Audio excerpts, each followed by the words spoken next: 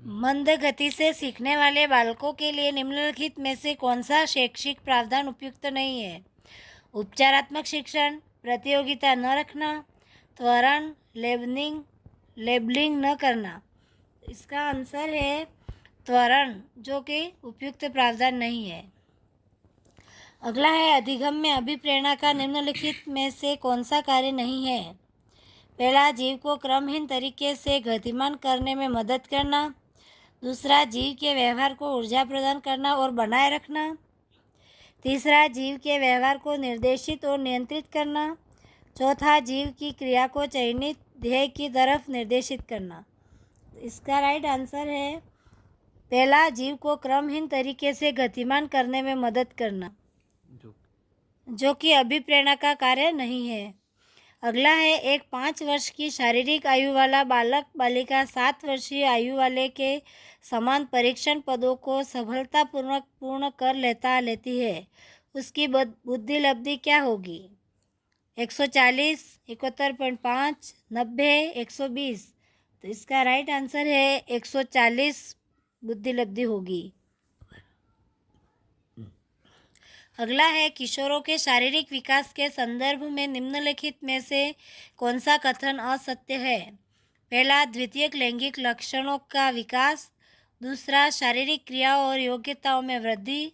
तीसरा, मांसपेशीय ताकत में वृद्धि। चौथा, शरीर के अनुपात में कोई परिवर्तन न होना। तो इसका है शरीर के अनुपात में कोई परिवर्तन न होना, यह असत्य कथन है। अगला है निम्नलिखित में से कौन सा एक अभिक्षमता परीक्षण का उपयुक्त अनुप्रयोग होगा? पहला, बालक के अध्यापक की कक्षा में क्या सीखा इसका परीक्षण करना। दूसरा, बालक के गणित के मानकों के निर्धारण का परीक्षण करना। तीसरा, बालक के चिकित्सा व्यवसाय डॉक्टरी में सफल होने का परीक्षण करना। चौथा, बालक का बोर्ड की कक्षा को पास कर सकने के निर्धारण का परीक्षण करना। तो इसका राइट आंसर है तीसरा, बालक के चिकित्सा व्यवसाय में सफल होने का परीक्षण करना, जो अनुप्रयोग है। अगला है एक बालक बुद्धि में औसत, उपलब्धि अभिप्रेरणा में उच्च, सृजनात्मकता में निम्न और सामाजिक विकास में औसत है। यह उदाहरण है अंतर्वैयक्तिक भिन्नता, अंतःवैयक्तिक भिन्नता, मापनीय व्यक्तिक भिन्नता, अवलोकनीय व्यक्तिक भिन्नता। तो इसका राइट आंसर है अंतःवैयक्तिक भिन्नता। अगला है बालक के विकास के संदर्भ में निम्नलिखित में से कौन सा कथन सत्य है? पहला, विकास केवल आनुवंशिकी का परिणाम है। दूसरा, विकास सतत प्रक्रिया नहीं है। तीसरा, विकास की गति बालक और बालिकाओं में एक समान है।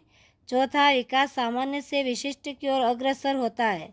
इसका राइट आंसर है चौथा, बालक विकास सामान्य से विशिष्ट की ओर अग्रसर होता यह सत्य है।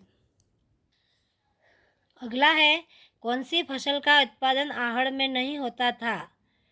गेहूं, बाजरा, चावल, जौ। ये प्रश्न डिलीट किया गया क्योंकि ये सभी फसलें आहड़ में होती है। अगला है गुर्जर प्रतिहारों की राजधानी कौन सी थी? पिलोमोलो भीनमाल, बूढ़ा पुष्कर अजमेर, मांडव्यपुर जोधपुर, जांगल बीकानेर। इसका राइट आंसर है पिलोमोलो भीनमाल, जो गुर्जर प्रतिहारों की राजधानी थी। अगला है हरिकेली संस्कृत नाटक के रचयिता कौन है? अजयराज चौहान, विग्रहराज प्रथम, विग्रहराज चतुर्थ, पृथ्वीराज चौहान। तो इसका राइट आंसर है विग्रहराज चतुर्थ। अगला है महाराणा सांगा ने इब्राहिम लोदी को कौन से युद्ध में पराजित किया?